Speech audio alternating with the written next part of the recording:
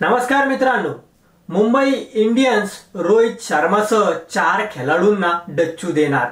आयपीएलचा mega ऑक्शनची आधी मोठी update काय आहे बातमी सविस्तर आपण बघणार आहोत। तर मी सचिन नाईक आणि तुम्ही बघत आहात बातमी चॅनल। आयपीएल 2025 च्या हंगामाचा मेगा लिलावाची तारीख अद्याप समोर आलेली नाही, पण आयपीएल मधील संघ कोणत्या खेळाडूंना संघात ठेवणार याबाबत सोशल मीडियावर सध्या चर्चा रंगलेली आहे।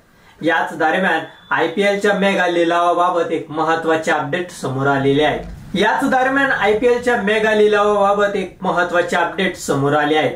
आयपीएलच्या लिलावाआधी सोशल मीडियावर दावा केला जात आहे केवळ रोहित शर्माच नाही तर कर्णधार हार्दिक पांड्यालाही आयपीएल 2025 पूर्वी मुंबई इंडियन्स मधून रिलीज केलं जाऊ शकतं। रोहितसह 4 प्रमुख खेळाडूंना डच्चू याकडे आपण थोडं लक्ष देऊया।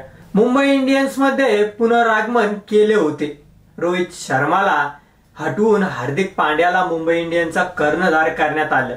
मुंबई इंडियन्सचे कर्णधारपद रोहित शर्माच्या हातून सोडून हार्दिकच्या हाती गेलं। गेल्या हंगामातही रोहित शर्मा आणि मुंबई इंडियन्सच्या व्यवस्थापन यांच्यातील संबंध फारसे चांगले नसल्याचा अंदाज लावला जात होता। आता केवळ रोहितच नाही तर हार्दिक पांड्यालाही संघातून वगळले जाऊ शकते अशी बातमी आहे। त्याशिवाय दक्षिण आफ्रिकेचा वेगवान गोलंदाज गेराल्ड आणि ऑस्ट्रेलियाचा फलंदाज टिम डेव्हिड यांनाही संघातून रिलीज केलं जाण्याची शक्यता आहे।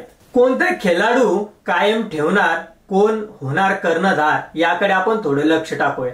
रोहित आणि हार्दिकसह 4 खेळाडूंना मुंबई इंडियन्स कडून डच्चू मिळवण्याची शक्यता आहे, तर दुसरीकडे मेगा लिलावापूर्वी सूर्यकुमार यादवला कायम ठेवून मुंबई इंडियन्स पुढील हंगामासाठी नवीन कर्णधाराची नियुक्ती करू शकते। जसप्रीत बुमराह संघाचा मुख्य वेगवान गोलंदाज राहू शकतो।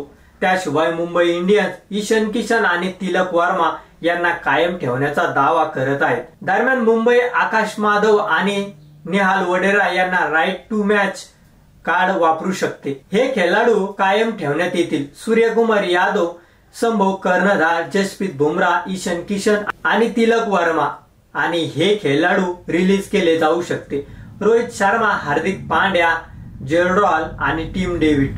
सूर्यकुमार यादव कर्णधार याकडे आपण थोडं लक्ष टाकूया। टीम इंडियाचा T20चा कर्णधार असलेला सूर्यकुमार यादवही मुंबई इंडियन्स कडून खेळतो। तसेच आयपीएलचा लिलावही जवळ येत आहे, त्यामुळे सूर्यकुमार यादव संघात कायम ठेवण्याची मुंबई इंडियन्सचा फ्रँचायझी मोठी रक्कम खर्च करावी लागेल। तसेच पुढील हंगामापासून सूर्यकुमार यादवला कर्णधार केले जाण्याची शक्यता सुद्धा आहे।